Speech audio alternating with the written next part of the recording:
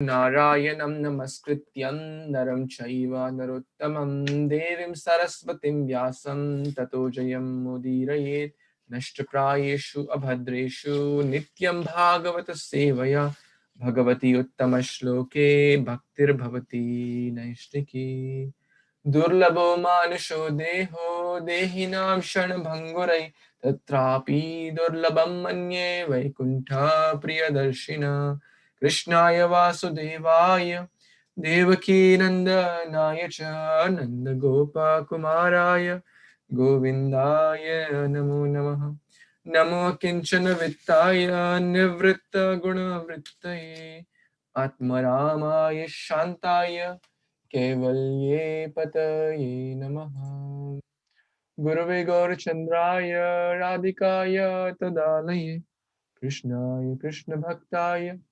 Tadbhaktaya Namo Namaha. Hare Krishna. So, we are reading Śrīmad-Bhāgavatam, Canto 8. We're almost towards the end of Canto 8, and we're reading chapter 22, entitled Bali Maharaj Surrenders His Life. So, in the last few verses, we were discussing about how a devotee petitions to the Lord to release Bali Maharaj. Vindhyavali petitioned to the Lord to release Bali Maharaj, who was bound. Brahmaji, the great-grandfather, also petitioned, now you may please release. He doesn't deserve. Don't be so harsh upon him. You have already humiliated him a lot. You have already embarrassed him a lot. Please be kind upon your devotee. Although he has done some mistake, thinking himself as the doer, thinking himself as the proprietor. But so this was just a divine arrangement of the Lord.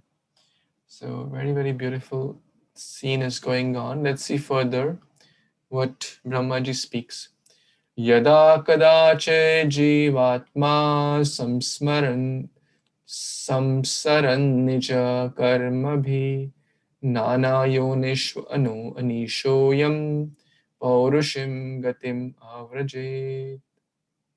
Translation and purport by His Divine Grace.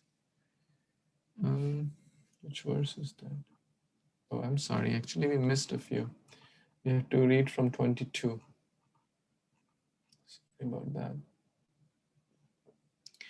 Kṛṣṇa te nena datta bhur loka karma jitaschaye niveditam cha sarvasvam atma vikalvaya.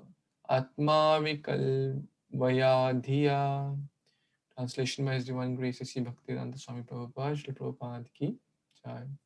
Bali Maharaj had already offered everything to your lordship. Without hesitation, he has offered his land, the planets, and whatever else he earned by his pious activities, including even his own body. So Brahmaji is speaking this verse that Bali Maharaj has given to Vamanadev everything. Everything he gathered. So such great attitude of charity,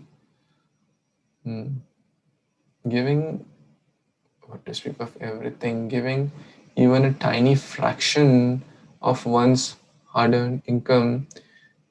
Not once, actually, it's Krishna's, but that's a very high level. Very, very rare souls think like that, like Vidyavali, Brahmaji, etc.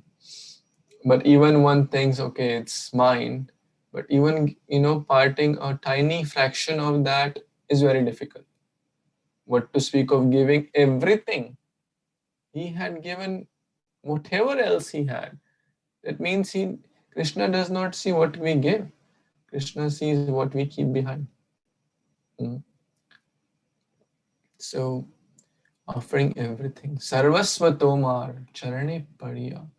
We did that bhajan yesterday. Sarvasva tomar. Sarvasva means everything is yours. Tomar. Krishna, Ami tomara kukur. I am your dog. This is the mood of our parampara.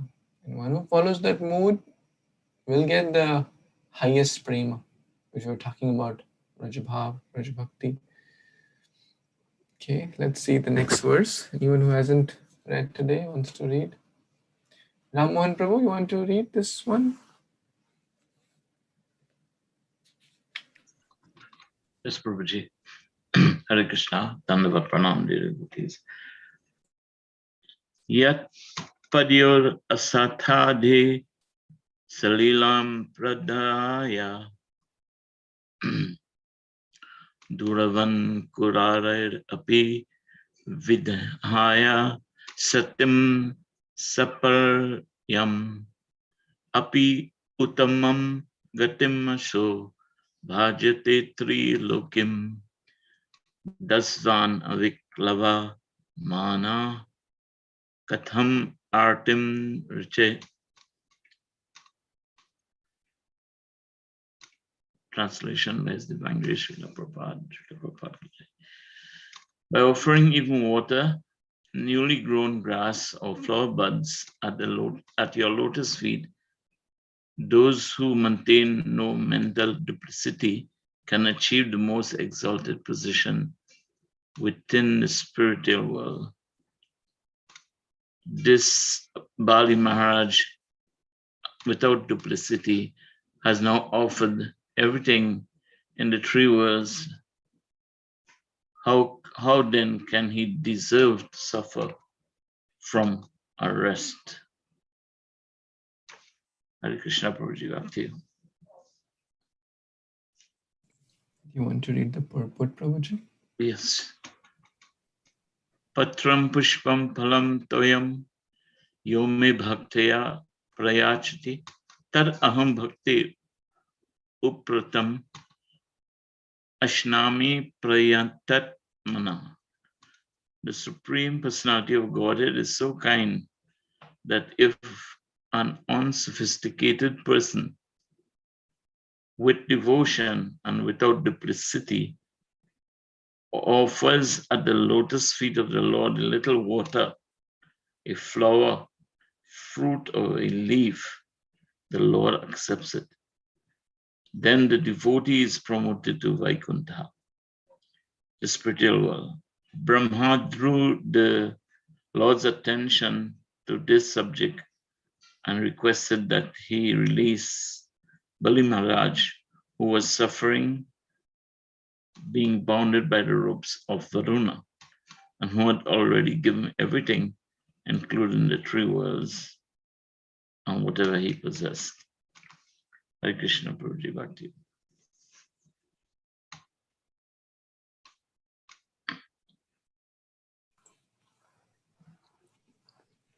Hare Krishna.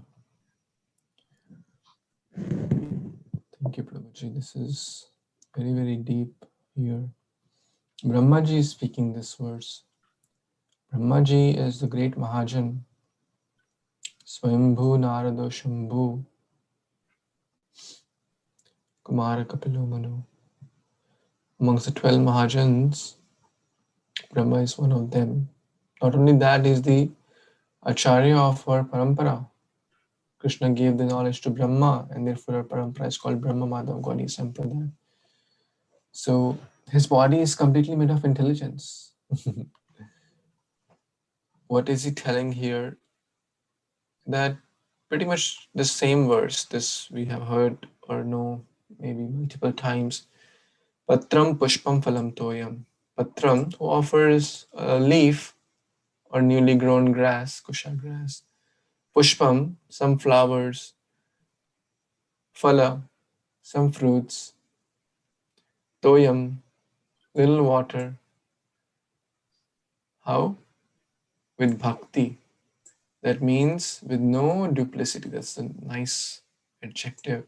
And Prabhupada mentioned in the purport as well that we should offer these items without duplicity. Without duplicity. With devotion and without duplicity. That means with a simple, pure heart. Not that, oh, I am offering you, give me a new job, or give me a better this or better that. Not duplicity. Or not showing something and having some other agendas behind, duplicitous agendas. That does not please Krishna. Any example? Can anyone give? Duryodhana ko bhoga na khayo, rukha shakha vidur ghar payo, aise prema pujari radhe sham sham sham. Duryodhan had prepared lot of awe and reverence. Chappan bhoga he had prepared, but there was no devotion and there was 100% duplicity. Krishna wants 100% devotion and 0% duplicity. But Duryodhana had opposite. He wanted to bribe Krishna. Who can bribe Krishna? Who can buy Krishna? By giving, is he hungry for the Chappan Bhoga? No. He's Prema Pujari. He's hungry for the love. Where there is love, he will come and steal and eat. Where there is no love, one can call for millions of lifetimes, he won't come and eat. So Vidura had that love, Vidurani had that love. And then over there he accepted Rukashaka. Somewhere it said Rukashaka, or just very simple preparation. Somewhere it is said banana peel. Vidurani was so amazed and happy that she offered banana peel to the Lord, and the Lord ate it. Mata Shabri offered the berries which were tasted by herself. In Jhuta, right? Remnants. Krishna takes the remnants of his devotee. So much love is there. So the point here is that in the material world, if we offer someone just water, just some leaf, just some fruit, they won't be so happy about it. So what? Give me something big, right? Let's say on a birthday gift to your husband or wife or someone dear and near to you, you just take a banana at their birthday and give a lot of love. What do you think? They will be over bundled with joy. Oh my God, you got this nice banana for me. No, in material world, externals are seen. No matter how much love and devotion is there, externals are seen. Oh, someone gives a gold ring. Oh, you are my best friend. You made my day or whatnot. The externals, the value is seen. But Krishna is showing, he doesn't see the value. He sees the heart, the essence behind it. In the material world, people may offer big things, but behind there is so much duplicity, right? There is so much duplicity behind. In the material world, people may not even get to know, but Krishna knows how much duplicity I have in my heart. So the point is we have to increase our devotion quotient and reduce our duplicity quotient. Then what will be left is 100% devotion and 0% duplicity. And then he will keep coming and running after you to accept the loving offerings. Any other comments? Anyone has any additions?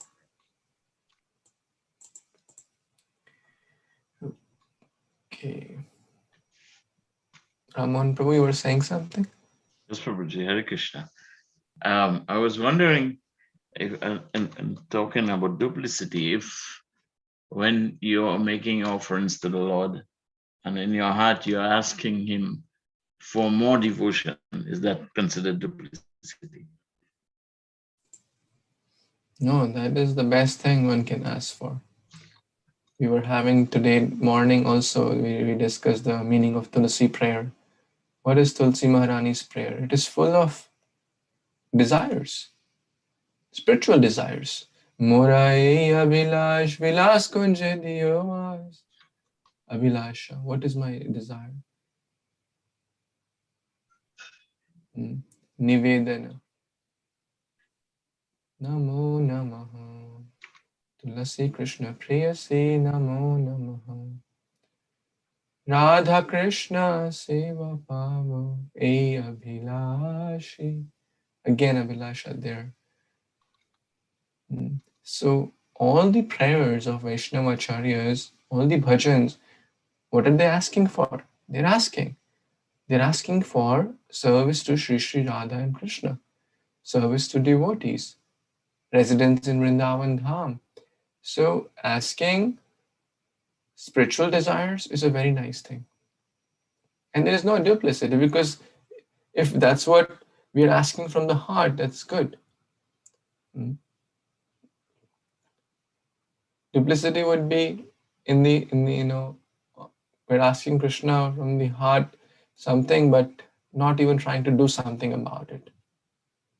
That may be considered as duplicity. That okay, if the child says, well, I want to get the first grade or the first the best student, but I'll always just sleep and just lie down, not do homework, not come to the class. That's isn't that duplicity? What do you say? That will be duplicity. But if you're sincerely trying, craving, spiritual craving is good. Spiritual desires is good. So that's absolutely not duplicity. That's actually healthy, healthy spiritual greed. Appetite should be there. Hunger. One should be spiritually hungry. If there is no hunger, then one will become lazy. One will lose one's enthusiasm.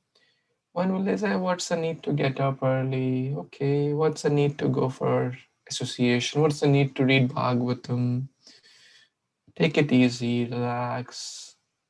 But spiritual hunger is required. Spiritual greed is required. When there is hunger, then the hearing and then the chanting will absorb. But when there is no hunger, the food we eat, His Holiness Radhanath Maharaj gives this example. In Ayurveda, what is the foremost principle of good health? Is good hunger. Because if there is good hunger, that means the belly is hungry, and then you put good foodstuffs, then only it will digest. Otherwise, the best of the organic nuts and berries and fruits and vegetables, they will not get digested because the hunger is gone. So in Ayurveda, they first check the hunger. In Bhakti also, spiritual hunger is required. And all our acharyas, Bhaktivinoda Thakur, Narottam Das Thakur, look at their mood. They're always hungry. They don't say, I am a great devotee. They don't say, I am a Paramahamsa. They don't say, I have love of Godhead. They'll say, when will that day come? When I'll get chance to serve Krishna? When will that day come? When will I cry for Krishna? So, does that help? Thank you so much, Ravi. Okay, maybe let's see what the Supreme Lord speaks now. Hari Bol. Sampada Mataji, you want to read this word? Yes, Babaji, thank you. Hare Krishna, text 24. Shri Bhagavan Uvacha Brahmanyam Anugranami Tadvisho Vidunomi Aham Yanmadha Purusha Stabdo Lokam Mam Chava Manyate. Translation by His Divine Grace A.C. Bhaktivedanta Swami Srila Prabhupada. Srila Prabhupada ki Jai. The Supreme Personality of Godhead said, my dear Lord Brahma, because of material opulence, a foolish person becomes dull-witted and mad. Thus, he has no respect for anyone within the three worlds and defies even my authority. To such a person, I show special favor by first taking away all his possessions. Purport. A civilization that has become godless because of material advancement in opulence is extremely dangerous. Because of great opulence, a materialist becomes so proud that he has no regard for anyone and even refuses to accept the authority of the Supreme Personality of Godhead. The result of such a mentality is certainly very dangerous. To show special favor, the Lord sometimes makes an example of someone like Bali Maharaj, who was now bereft of all his possessions. Hare Krishna Prabhuji, back to you. Thank you so much, Mataji. So here, of course, Bali Maharaj is a great soul, but Krishna is using his devotee like Bali Maharaj to show the situation of material world. Why are there so many problems going on? Because of one reason, and that is lack of Krishna consciousness, lack of God civilization. Because everyone is, when I say everyone, is 99.9% of the population is just busy in eating, sleeping, mating, defending. And then when difficulty happens, then they blame God. Like right now, many people are saying, if God is there, why is this corona killing so many people? If God is there, why are there so many diseases? People blame God. My wife was telling that someone sent her a video. In Delhi, there was lockdown, right? We know the situation. It's very tough in most Indian cities. But just before the lockdown, it was like a 1-2 mile queue. Outside what? Temple? No. Outside liquor shop. Why? Because it's going to be lockdown. And people want to store bottles and bottles of liquor so that during lockdown they have enough stock to drink every day. Already in talk. And then people are taking it a lot. Well, this, what do you think the vaccines are saving us? What do you think the doctors are saving us? This liquor is saving us from corona. This is our medicine. This is our everything. A lady, and in like, this was like shouting on top of her tongue like this. It's like, where has the culture gone? Where is the society going? Andhanta, blind leading the blind. And this, I'm not, saying one example. This is pretty much seen everywhere, except for a few rare souls like all of you studying Bhagavatam. Rest of the world, no one has time for Bhagavatam. No one has time to chant Hare Krishna. Everyone is busy in eating, sleeping, mating, defending. To enjoy, so-called enjoys, which is basically leads to suffering. So the Lord does some arrangement, special mercy, because when one is in difficulty, it is a general observation. Most people come to God when they are in difficulty or when they are in distress. It happens to 90% or more population. They try to seek something higher. And therefore, we have seen in our International Society for Krishna Consciousness, the number of devotees and the number of book distribution have also increased. Why? Because there are introspective people who want to understand this what is going on. Is there something higher truth? Why there is so much suffering? Trying to make a sense of all this, which is very good. But that percentage is quite small. So the Lord shows it is His mercy only. Of course, it's very hard to understand when the Lord takes something, whether it is wealth, whether it is a dear one, whether it is health. Very rare souls only can be grateful, like Brahma, Bali Maharaj, Prahlad Maharaj. The Lord took so many tests, they never complained. But this is our mood, to be happy in both. When the Lord gives and then the Lord takes, it's His beauty only in both.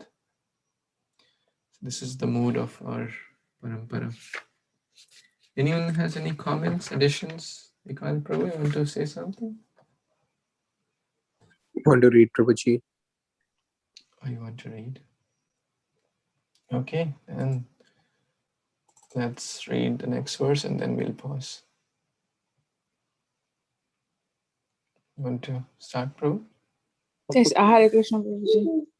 Yada kadachit jivatma samsaran nija karma bhi nana yonishva anisho ayam paurushim gatim avrajit. Translation, purport by A.C. Bhaktivedanta Swami Srila Prabhupada, Prabhupada Ki Jai. While rotating in the cycle of birth and death again and again in different species because of his own fruitive activities, the dependent living entity, by the good fortune, may happen to become a human being. This human birth is very rarely obtained. Purport. The Supreme Personality of Godhead is fully independent. Thus, it is not always a fact that a living being loss of all opulence is a sign of the Supreme Lord's mercy upon him. The Lord can act any way he likes. He may take away one's opulence or he may not. There are variety of forms of life, and the Lord treats them accordingly to the circumstances as he chooses. Generally, it is to be understood that the human form of life is one of the great responsibility. Purusha prakritisto hi bunte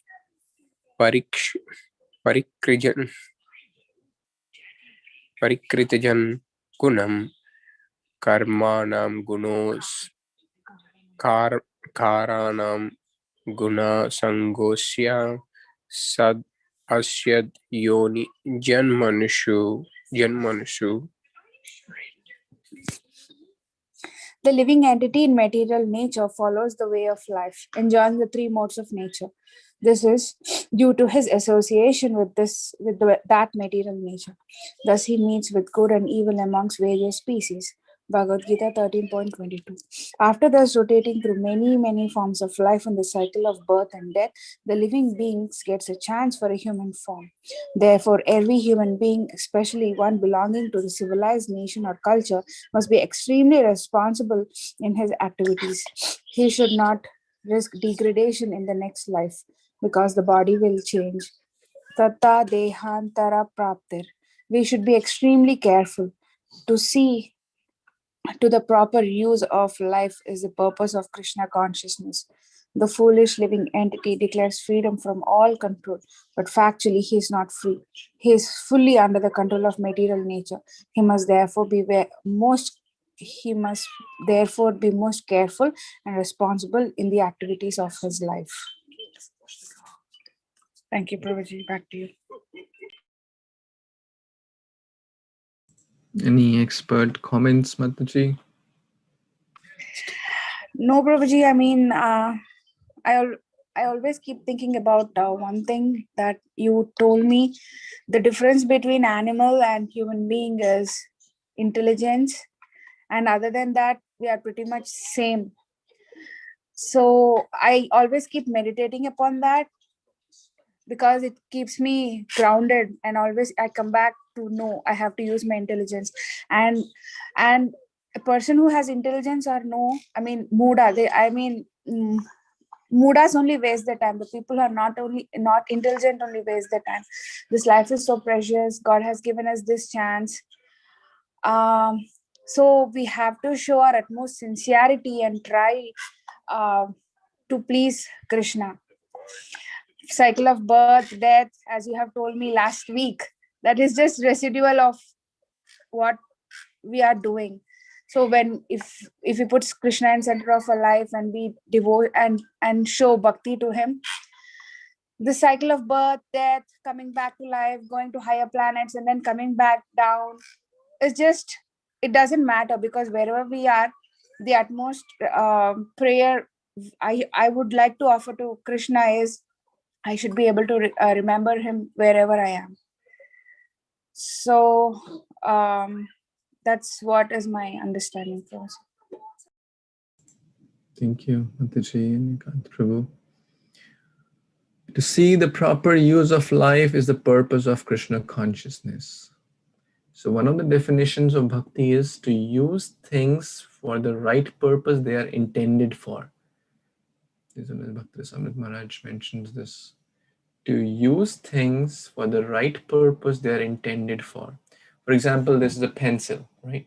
If I use this pencil for, like hammering nails, or if I use this pencil as a needle, can I use it as a needle? No, I can't use it. So similarly, this human form of life is meant for a purpose.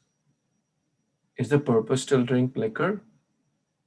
Is the purpose to be like animals?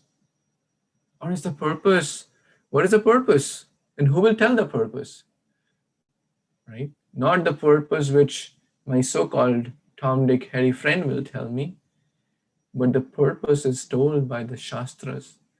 The scriptures tell the purpose, and that purpose is to be Krishna conscious, to attain love for God.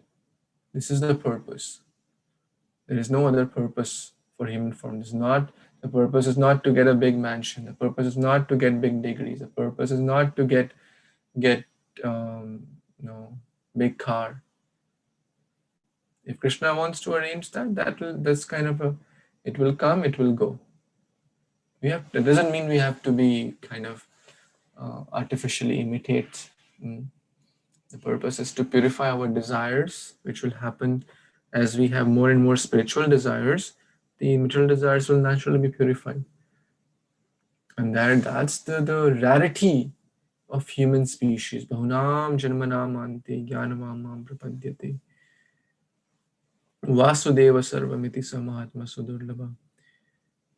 Imagine how many lifetimes, what would be our last lifetime? Maybe a dog, before that maybe a cat, before that maybe a worm in the stool, before that maybe an elephant in Africa, before that maybe a polar bear in an Atlantic. How many nana yoni sada fire? So many yonis we have passed through. Now this human form of life. Bhakti Charu Maharaj was once asked, why do you want to give your life to Krishna? Why don't you want to enjoy like so-called? He said, I have already given out of his humility. I've already given so many life to the material world for material energy. Let me give this life completely to Krishna. And one who does that goes back to God. Having attained once, there is no returning back. So that is real intelligence. The foolish people may think, oh, I'm independent. I can buy any liquor I want. I can buy 100 bottles of liquor. I'm free to enjoy. This is just illusion. Bhunkate jan gunan. They are in this cycle of the prakriti gunan, the modes of nature. They're just moving like a goodness, passion, ignorance. They're just moving. The prakriti is like a puppeteer, and we're all like puppets moving around. But one thing is, I am free. One is not free. One is just in the grips of Maya. But these chains are so subtle that one doesn't feel that I am bound. That's the expertise of Durga. She ties it at the same time, then one feels I am free. Only to be free to be kicked by Maya. That's what is happening now, right? People think they're free. Like little corona worm is causing so much havoc to everyone. And one still thinks I am free to do anything in the world. So there's a lesson to remind us what is the real purpose of life and what should be truly done. Okay, so we'll pause our Bhagavatam here because we have another program going on. So thank you so much, all the devotees. Śrīmad-Bhāgavatam ki jai, Śrīla Prabhupada ki jai, Samaveta Gaurav ki jai. Hare Krishna. Hare Krishna. Hare Krishna. Hare Krishna.